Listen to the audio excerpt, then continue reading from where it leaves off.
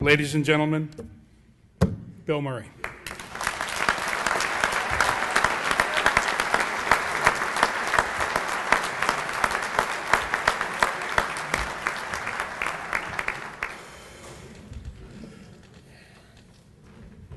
Mayor Riley, General Livingston, fellow honorees, Dr. Goldklang, Commander Cashman, and Eric, our Supreme Leader. I was not sure about the dress code. Obviously, there's some confusion here in the room as well, huh? Some of us wore baseball jerseys. But I thought I'd come as Chris Schenkel. I know when you get inducted in the Hall of Fame, you usually have to wear some kind of hideous jacket. So I thought the football ones are the ugliest ones, those yellow ones. So I went for this, and I got it, and it worked. I didn't know about a tie. I wasn't sure. I knew Mike Veck wouldn't have a tie. But when I see the neckwear that General Livingston's got here, everything pales next to that, doesn't it?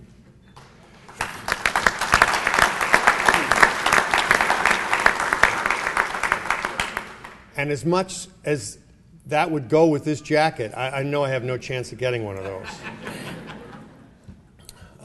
Everyone's talking today. I have no prepared remarks. I want you to know that.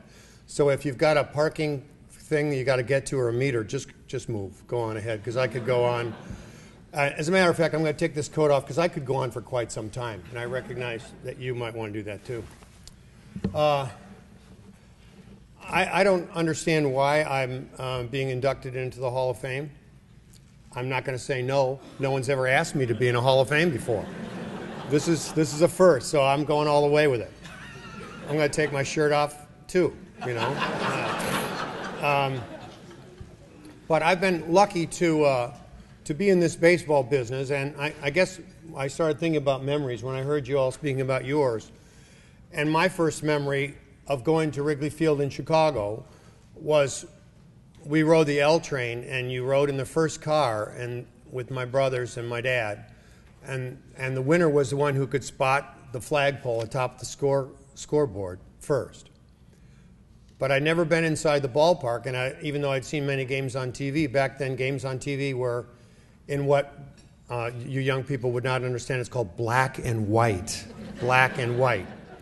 And so I had no idea what a baseball park looked like, especially one that looks like Wrigley Field, with some beautiful vines that grow on the wall that were planted by Mike Veck's father. So when I got into Wrigley Field and I went through the turnstile, just before I hit the stairs that would take me up to the field level, my brother Brian said, "Billy, wait." And he covered my eyes.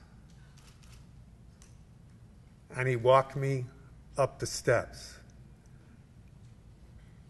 And then he took my hands away. And I saw the most beautiful building I'd ever seen in my life. A field of green and a wall of green and a scoreboard of green and fans of all colors. And my heart just leapt, and I thought, this is where I'm supposed to be. This feels like one of my homes. Maybe I was at home here a long time ago. Because a long time ago, my father lived down the street from a catcher for the Cubs named Gabby Hartnett. And he used to wait after the games and open Gabby Hartnett's garage door so Gabby could drive his car into his garage. And I lived down the street once in my town of Wilmette from a man named Dale Long, who played for the Pirates and then played at the end of his career for the Cubs. I played baseball with his son. And Dale Long's record still holds. I think he hit a home run in 8 consecutive games. The record lasted for a very, very long time. I think it still lasts. So that's all the sentimentality or memory that I've got, because I've lost a lot of it because people at dinners like this have been handing me jars like this, and I've been drinking them out of them.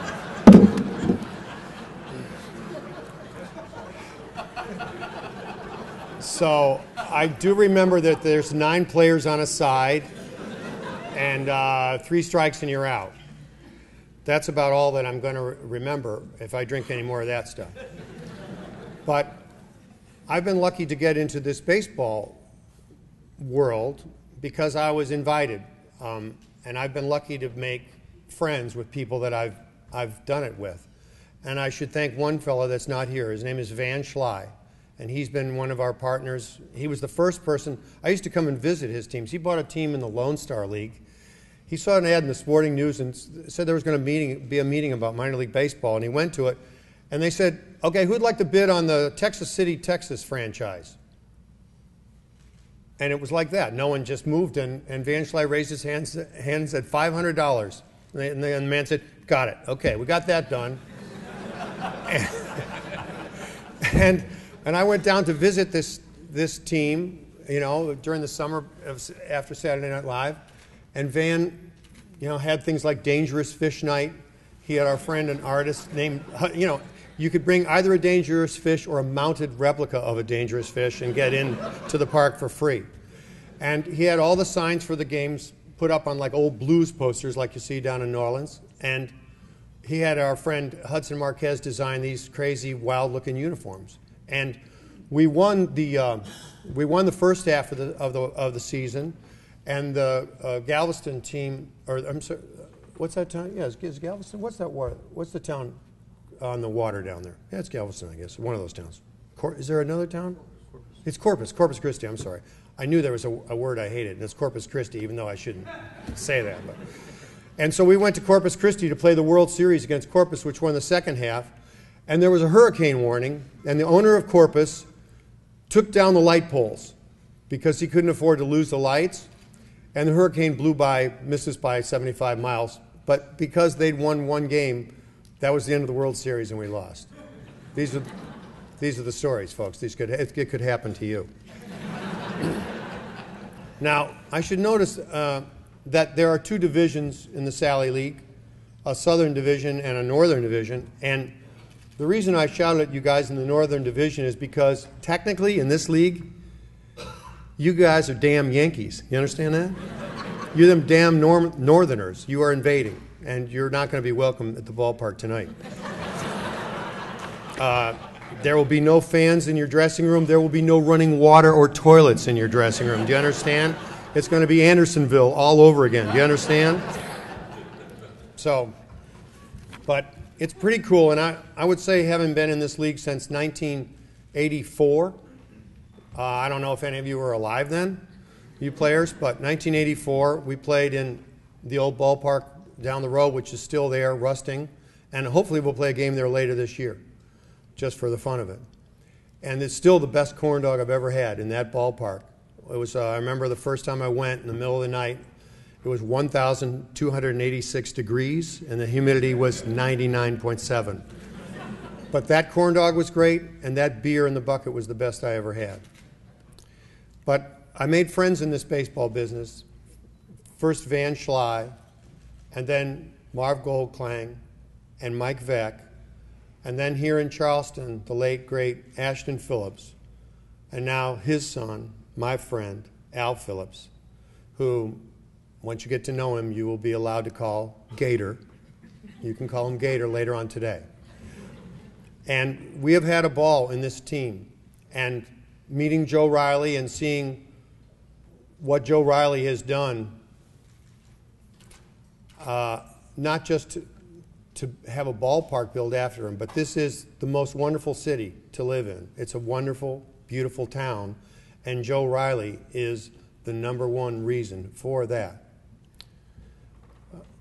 It's grand that you're all here to visit this town. I hope that you have the greatest game, because I feel that this is the best group of baseball players that has ever played in the Sally League. I've never seen players this good. These are the best players I've ever seen. And if you're the all-stars of this year, 2012, you are the best players to ever play in this league. So enjoy this moment. You're being celebrated. You're being honored. You're being admired. You're being watched. And you're carrying some sort of dream that some other kid will have, some little kid with a sideways hat asking you to sign a ball, wanting you to do your very best, wanting you to hit one out of the park. wanting you to strike someone out. And tonight we're going to see you play. It's going to be a real kick to see you play. And I think all of us, and like what Mike speaks about, that fun is good. I think that living life, the game of life, you can make a lot more interesting if you make it a game for yourself. It's not a rehearsal. It's not practice. It's real. This life is real. This is the real thing. And if you can stay light and stay loose and stay relaxed, you can play at the very highest level as a baseball player or as a human being. I wish us all the luck in the world. I hope we have a great time tonight. And don't forget, there's going to be the best fireworks show in the South Atlantic League right after the game tonight. And I strongly encourage you players to remain on the field during the fireworks and do what I tell our RiverDogs to do, is to walk out there to center field and just lie down on the ground and watch those fireworks up in the sky over your head. You'll never have a night or a day like today. Good luck to you all.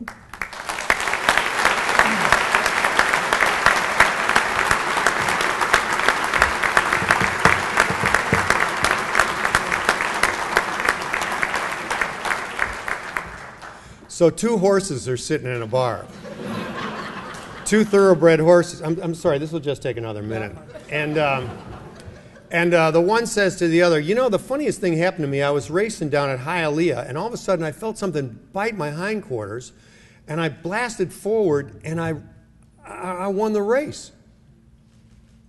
And the other horse looks at him and says, well, you're not going to believe this, but I was racing down at Hialeah, and I was just running along sort of normally. I felt something bite my hindquarters, and I spurted forward, and I won the race.